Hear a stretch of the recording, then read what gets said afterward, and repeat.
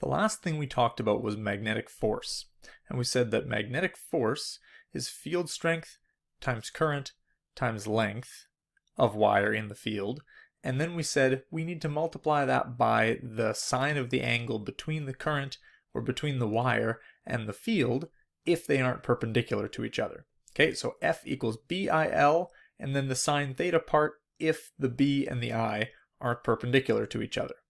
But that's very specific to current traveling through a wire. What happens if we're just talking about a single charge?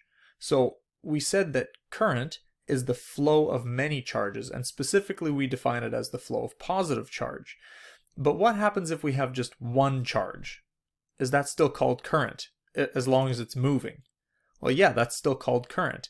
And so we can generalize that magnetic force formula to it acting on a single charge instead of a wire that carries current. Okay, some of the same rules apply. So that charge has to be moving to be called current. It can't just be sitting still.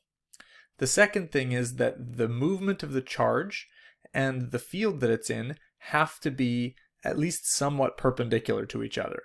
So if the velocity of the charge is exactly perpendicular to the field, then you'll get maximum force on the charge. Okay, that's if it's perpendicular.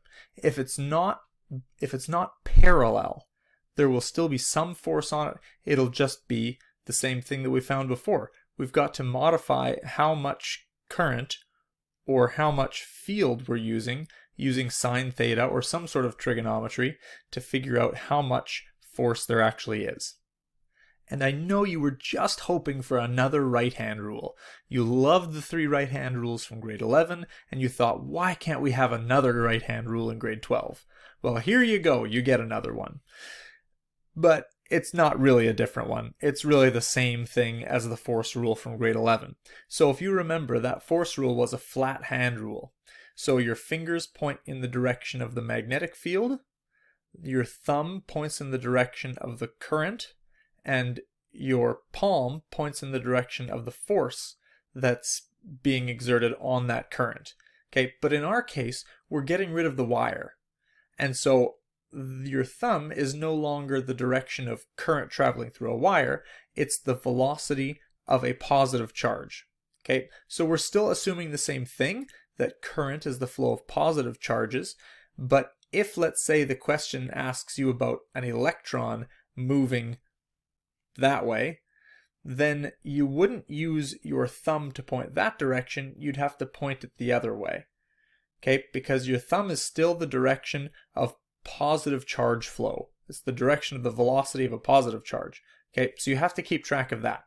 A trick that some people use is that when you're solving a problem involving the movement of an electron, people just use their left hand instead. Okay, and so if you're going to use your left hand, it works totally fine because it automatically reverses the direction of your thumb. So your left hand can be used for negative charges, your right hand can be used for positive charges, but you have to be paying attention then, especially those of us who are right-handed. So when you're writing something, let's say doing an exam, when you're writing in order to solve this problem, and then you need to do the right hand rule, it's natural to use your free hand to figure out the direction of the force. But you really need to think about which hand you should be using. Okay, so velocity is your thumb, the magnetic field is still your fingers, and the force is coming out of your palm. For example, a positive charge is moving east in a magnetic field pointing upward. What is the direction of the force exerted on the charge? So, positive charge is moving east. So I can use my thumb, normal right hand rule, to point east. That's to my right. My screen is mirrored, and so you're going to have to do this for yourself to make sure it makes sense. So I'm pointing to my right because that's east for me, and my magnetic field is pointing upward.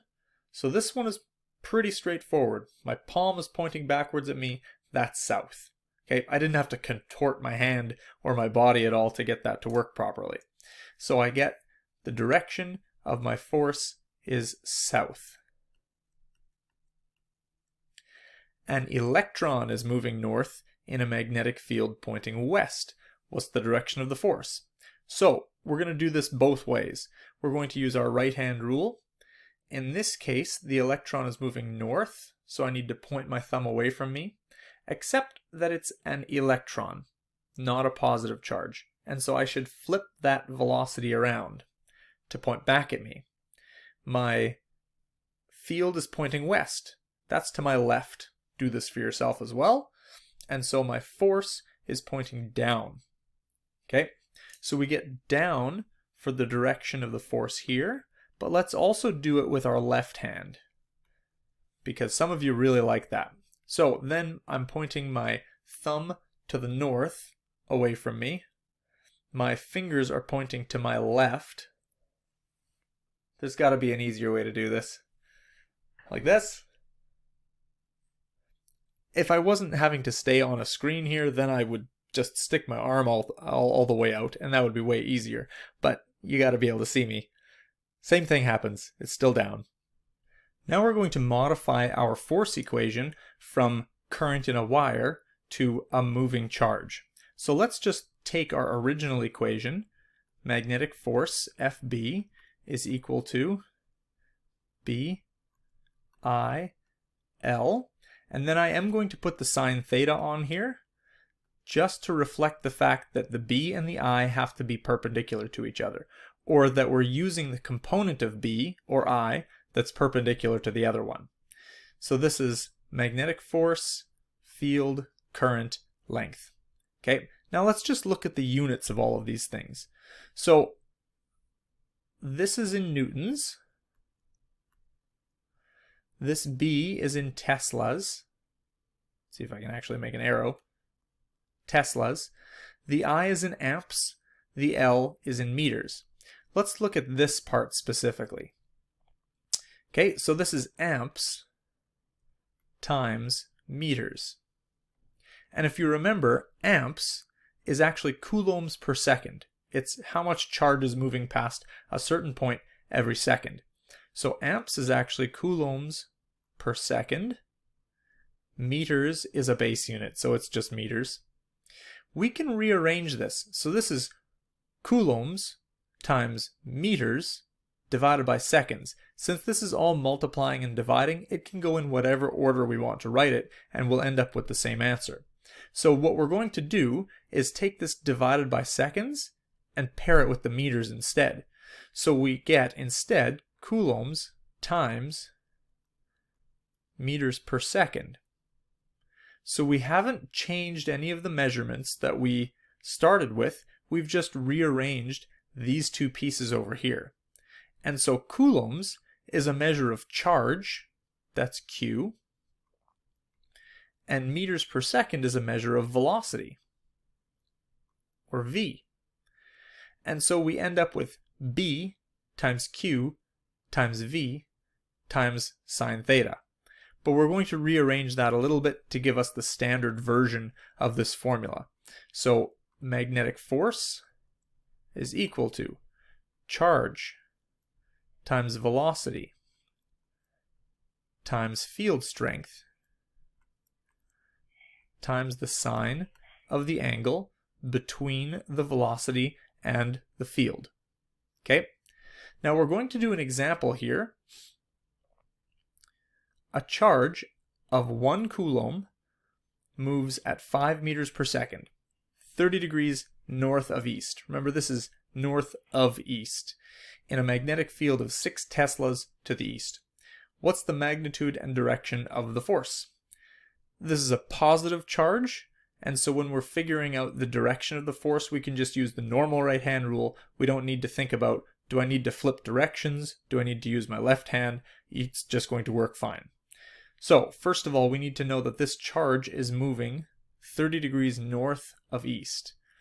Okay, so north of east, here's our east line. 30 degrees north of east would be something like that. So that's our velocity. Okay, the magnetic field is pointing directly east. And so that's this. And so the angle that we're given, that 30 degrees, is actually the angle between the velocity, between the charge, the movement of the charge, and the field. And so we can use it directly in our formula.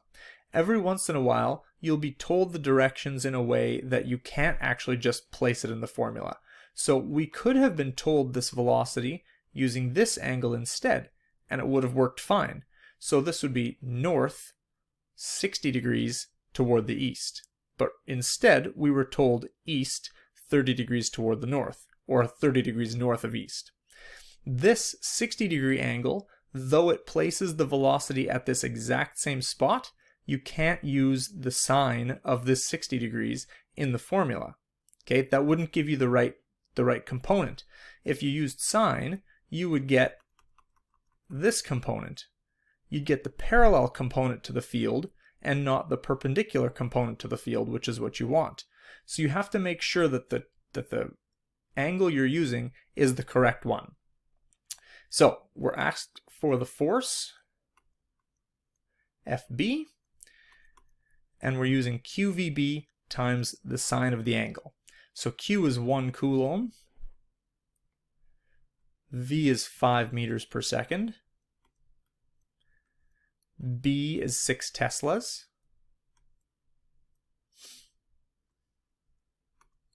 and the angle we're using is the sine of 30 degrees. So the magnetic force acting on this coulomb of charge is going to be 15 newtons. And we need a direction on it. So this is where the right-hand rule comes in. So the charge is moving north of east. The component of that velocity that we want is the north component because it is perpendicular to the east field.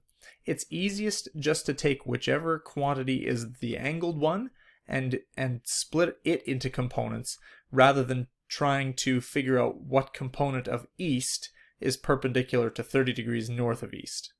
Okay, it just usually makes sense to people a little bit more easily. So I want the perpendicular component of the velocity, which is north. Okay, so my right-hand rule, my thumb is going to point north. My field is pointing east. So that's that direction. So my force is pointing down. Okay, see, palm is pointing down, force is pointing down. So my final answer is going to be 15 newtons down.